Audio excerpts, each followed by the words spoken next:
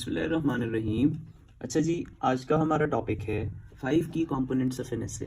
जैसा कि आप लोग जानते हैं कि पिछली वीडियो में हमने डिस्कस किया कि एसे के 5 मेजर पोर्शंस कौन कौन से हैं, जो कि थे ब्रेनस्टॉर्मिंग, आउटलाइन, इंट्रोडक्शन, बॉडी और कंक्लूजन। ठीक है, फिर हमने डिस्कस किया कि उनके आइडियल प्रोपोर्शंस क्या हैं। फॉर एग्जांपल, अगर हमने 2500 वर्ड्स कैसे लिखना है तो उसमें हम आउटलाइन कितने वर्ड्स की लिखेंगे, इंट्रोडक्शन कितने वर्ड्स के लिखेंगे, इसी तरह बॉडी और कंक्लूजन।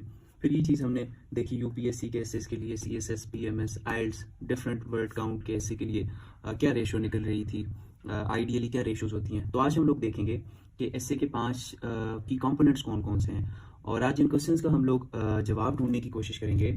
और मेरा पहला क्वेश्चन ये है कि क्या सिर्फ कंटेंट जो है वो किसी भी एसे को पास करने के लिए काफ़ी है? क्योंकि हम लोग देखते हैं कि जो भी एस्पायरेंट होता है, भले वो सीएसएस का है, पीएमएस का है, यूपीएससी का है, जिस भी कॉम्पिटिटिव एग्जाम का है, या कोई एडमिशन एग्जाम के लिए ऐसे तैयार कर रहा है, वो सबसे ज़्यादा इंपॉर्टेंस देते हैं जी कंटेंट को, कि वो हमेशा रिपोर्ट्स याद करने में लगा हुआ होता है, ये होती है। तो आज हम लोग देखेंगे कि क्या ये अप्रोच जो है वो ठीक है। फिर दूसरी चीज़ हम लोग देखेंगे कि एसे का जो स्ट्रक्चर है उसकी क्या इंपॉर्टेंस है एक एसे को जो है वो क्लियर करने के लिए, पास करने के लिए। ठीक है, और फिर तीसरा सवाल जो हम उसके बाद देखेंगे कि आपको कौन सी ऐसी स्किल्स चाहिए कि जिनके बलबूते पर आप जो है कैसे जो है वो खुद लिख सकते हो। तो इसमें 5 ये तो जो कंपोनेंट्स हम डिस्कस करेंगे वो तो चाहिए ही चाहिए होंगे, और पिछले लेक्चर में जो चीज़ें हमने डिस्कस की तो वो भी इसके लिए बड़ी इंपॉर्टेंट है। खैर, वो हम लोग अभी डिस्कस करने लगे हैं। और चौथा सबसे इंपॉर्टेंट क्वेश्चन जो हम लोग आज डिस्कस करने लगे हैं कि क्या रट्टा लगाकर एसे को पास किया जा सकता है, क्योंकि मुख्तलिफ अकेडमीज जो है वो आपको एसेस दे देती हैं कि ये लें जी 10 ऐसे, ये लें जी 5 ऐसे, और आप इनको याद करें और आप लोग जो है वो ऐसे क्लियर कर जाएंगे। तो आए जी, वक्त को ज़ाय किए बगैर हम लोग अपना आज का लेक्चर शुरू करते हैं। तो कौन से 5 की कंपोनेंट्स हैं जी एक ऐसे के? तो दीज की कंपोनेंट्स आर,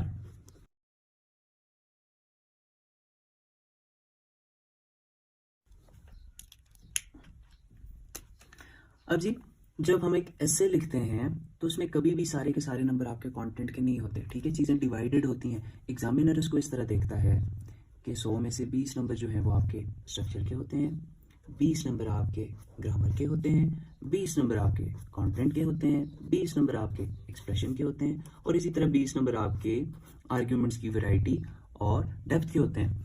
तो ये जो तैयारी करने की ये स्ट्रेटेजी है, ये वो स्ट्रेटेजी है कि जो आपको ऐसे जो है वो पास करवा सकती है आसानी से।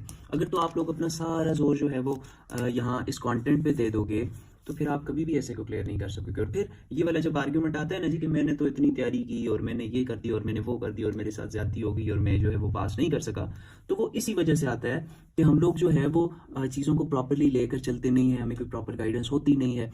तो ऐसे को तैयार करने का सबसे बेहतर, अगर आप यहाँ पे 100% तैयारी करने की बजाय अगर इन चीज़ों को आप 50% भी तैयार कर लो, आपका स्ट्रक्चर अच्छा हो जाए, आपकी ग्रामर इंप्रूव हो जाए, आप अपने एक्सप्रेशन इंप्रूव करने लग जाओ, अपने आर्ग्यूमेंट्स जो है उनकी डेप्थ और वैरायटी पे काम करो, और फिर आप अगर फिर हम लोग इस वीडियो के आखिर में एक चीज़ ये भी देखेंगे कि फॉर एग्जांपल अगर आपका कंटेंट वीक है जी, हमने ऐसे लोग भी देखे जिनका कंटेंट बहुत वीक था और वो ऐसे को क्लियर कर गए, तो वो क्या वजह है जी, तो वो चीज़ भी हम लोग डिस्कस करेंगे इसके साथ। तो सबसे पहले तो हम लोग जी स्टार्ट लेते हैं जी स्ट्रक्चर से, कि स्ट्रक्चर क्या चीज़ है।